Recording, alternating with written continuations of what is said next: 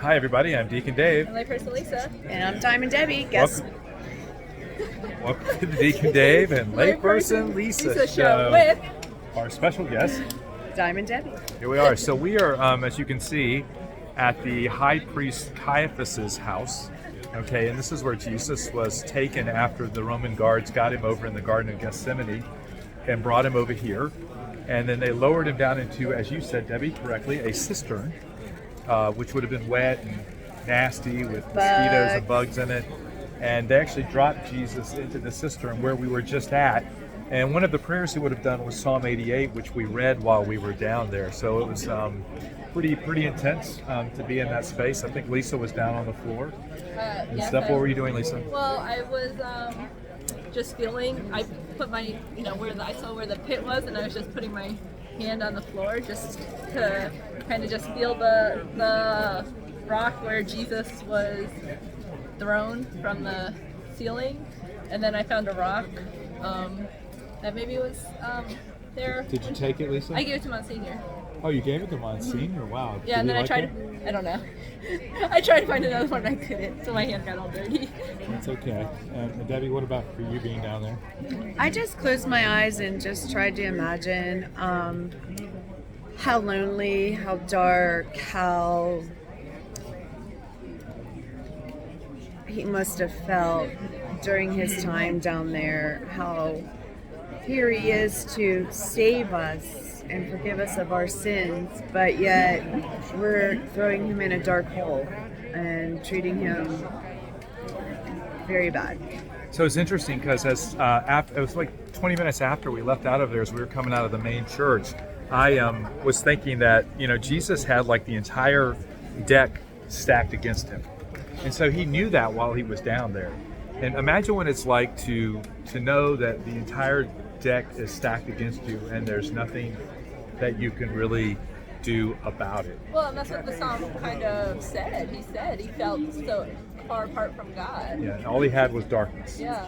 So if you are maybe struggling with something where it feels like all of the odds are stacked against you, well, there is one person who is for you, and his name is Jesus Christ. And that's why he allowed himself to be dropped into that cistern, placed on a cross, died and buried, and then he is risen. And so we always have Jesus on our side, so we are never alone. We can always have hope, especially in those situations where we feel like everyone is against us, because that can really bring about desolation and hopelessness, can it? Yes. In many ways. So what else kind of stood out? What about the main new church up here?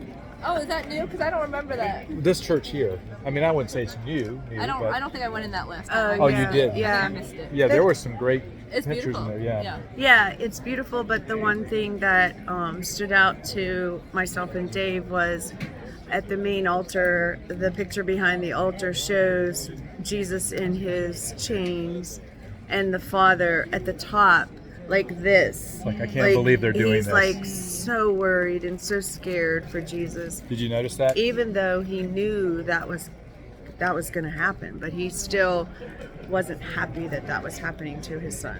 Yeah, and there was another one with Dismas in there, over to the left, another mosaic that was there. What stood out to you in the church, Lisa? Well, I thought it was pretty cool because I was in front of the Blessed Sacrament in the tabernacle, but I didn't know that the tabernacle was empty because they were all the consecrated hosts were being used for mass. And then a sister came and opened up the tabernacle and put Jesus back in. So I thought that was pretty special. And you were there. I was there. That is very cool. So yeah, it's a very beautiful church. And this place here, we also went down into the courtyard area. Maybe which show is right that over there. picture right back there. Yeah, they've seen it already. Oh, they have? Yeah, You see that picture right there? How did they see it already? Because I've been holding the camera like I know, but my head's in the way. different ways. Behind, to the left of Debbie's head, you can see it. So, but So we the also courtyard is where Peter betrayed Jesus. right. He denied him. Yeah. He didn't betray him. Sorry, He just that's denied the wrong him. word. Denied. Yes. So he denied him 3 times, and then the cock crowed, and he wept bitterly. Yes. All Well, right. when Jesus glanced at him with mercy. Right. And forgiveness. Yes, and the Lord does the same thing for all of us as well, right? He glances at us with mercy, and so He doesn't want what we've done to separate us from Him. Like I said earlier, that's why He went through all of this just for us. Any final thoughts, Well, we ladies? saw the steps where Jesus had to, like these steps that went way up, and I was just imagining like Jesus with his hands tied having to climb those steps and just looking forward and knowing what was ahead of him, and yet just keep moving forward and being pushed probably and slapped and beaten while he was walking up those steps. So we can look down on them and I look down. There's a part of the steps you can sit on, but you look down upon the all the other steps. And so I was just imagining Jesus coming up and them just treating him terribly. And then when we were going, then when I turned around to go up the steps, I just kind of imagined Jesus taking those same steps and just slowly walking as he would have walked. Yeah, and this is where they kept Jesus overnight before he came before the Sanhedrin and ultimately moved on to Pontius Pilate, where they would then eventually crucify him. Any final words from you, ladies? Nope. The bus is good. All right, the bell has there's tolled. the bus. I'm Deacon Dave. My sister Lisa. You're Diamond Diamond Debbie. Diamond Debbie. Bye. We'll see you next time. Bye. I was thinking I was supposed to